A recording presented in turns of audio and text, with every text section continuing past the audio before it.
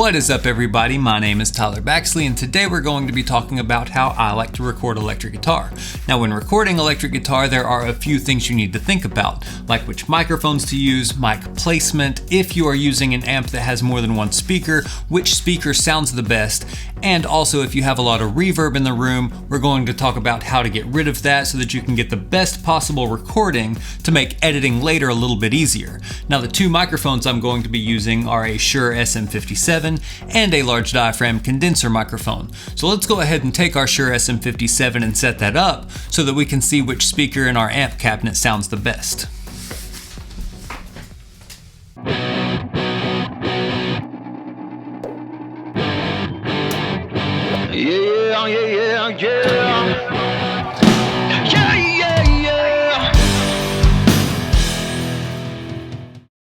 Alright, so we have a Vox AC30 combination amp that I've also plugged into an Orange 212 speaker cabinet. That'll give us 4 different speakers to choose from. Now, we want to make sure that our microphone is pointed directly into the center of each speaker. So in order to do that, we're going to put a flashlight up to the grill so that we can see behind it to position our microphone. Now, we will do that for each speaker so that we can hear the characteristics of each one. Alright, now that we've got our microphone set up on the first speaker, I'm going to play a little bit of an Aeolian scale or natural minor scale to see what that sounds like.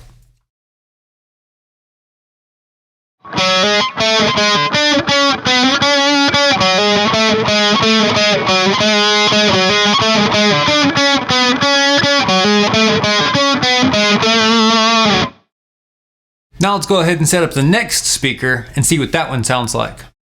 Alright, now speaker number 2 is set up. Let's do the same thing on this one.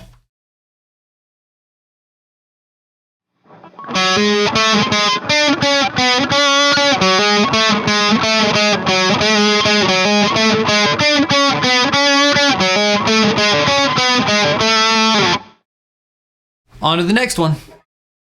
Alright, now speaker number 3.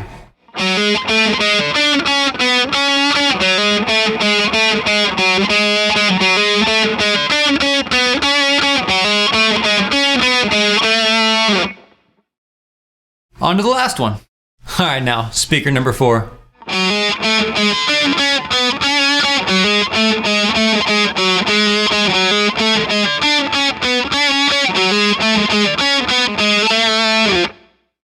Now let's go review those and see which one sounded the best. So I went ahead and listened back to that, and I believe that the speakers in the Vox cabinet sounded a little bit too trebly for what I want, so I'm going to be using one of the speakers from the Orange cabinet. Now I believe speaker 2 sounded a little bit warmer than speaker 1, so that's the one I'm going to go with. So let's go ahead and grab our condenser microphone and set that up next to our SM57 so that we can record in stereo. Let's go ahead and do that.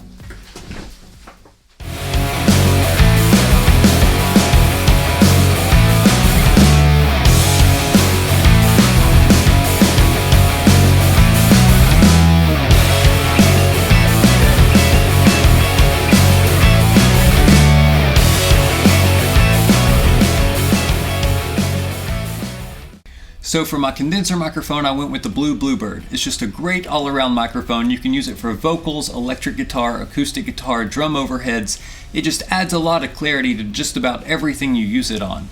So for mic placement, I've put this SM57 right up against the grill of the cabinet, and I've positioned the Bluebird about 6 inches back. This will add a little bit of depth and a little bit of ambience to our recording.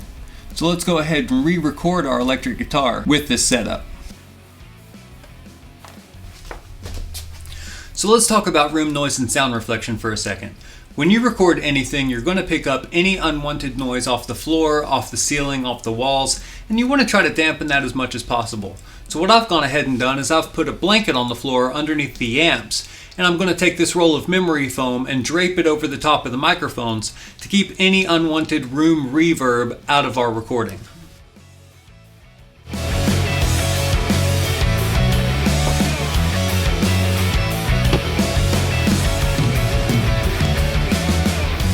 Alright, so I've gone ahead and re-recorded the electric guitar, and I've got it opened up here in Logic Pro. So I've got the SM57 on track 28, and I've got the Bluebird on track 29. And here's what they sound like together.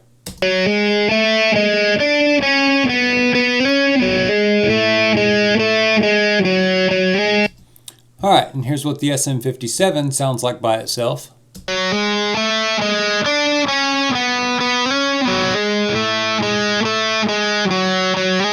And here's what the Bluebird sounds like by itself.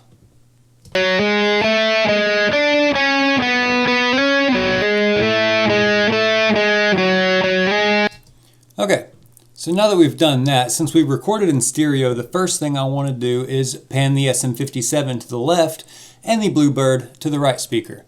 So typically when you would do that, you would come down here to your pan knob and you would pan left and right. But what Logic Pro has done is when you pan to the left, you're actually muting what's to the right. And then when you pan to the right, same thing, you're muting what's to the left. So you're losing quality that way. So what you need to do is you need to go to your audio effects right here, go down to imaging and direction mixer. This will actually allow you to move all of the audio to the left or to the right. So this is the Bluebird and I want that one a little bit to the right, so we'll go about 45 degrees. And we'll do the same thing with the SM57. We'll go to audio effects, imaging, direction mixer, and we'll move this one to the left, about 45 degrees. There we go. We can go ahead and close those. And now when I play back the SM57, you'll hear that it's more in the left speaker.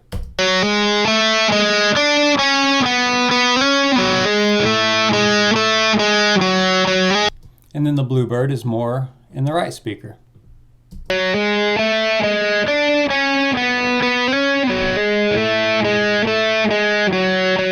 And here's what they sound like together.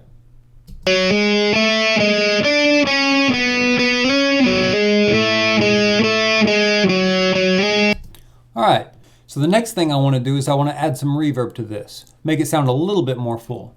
So instead of adding a reverb to the 57 and a reverb to the Bluebird, I'm going to add a reverb on an auxiliary channel and then bus both of those tracks to the auxiliary channel.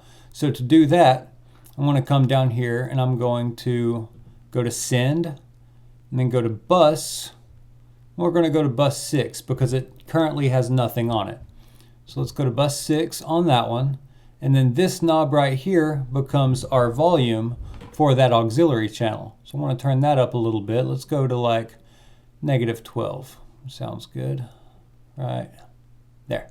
And then do the same thing on the 57. We'll go to send, bus, and then the same one, bus 6. Then we'll turn that up to -12 as well. So now we can go down here to our bus 6 and we can go ahead and add our reverb. So let's go down here to our reverbs. And I really like this Space Designer. It comes free with Logic Pro. So let's open this up and it comes with a ton of presets. And one of my favorite presets is you go to large spaces, outdoor spaces, and then come down here to big cave.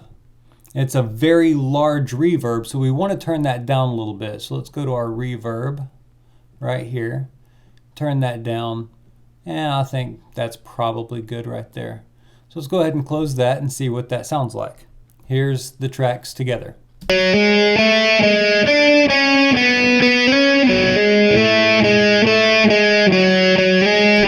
All right, so you can hear that the reverb added a lot to that. And at this point, I don't believe I want to do anything else to the track. I think that sounds pretty good. So let's go ahead and listen back to what this sounds like with the rest of the band.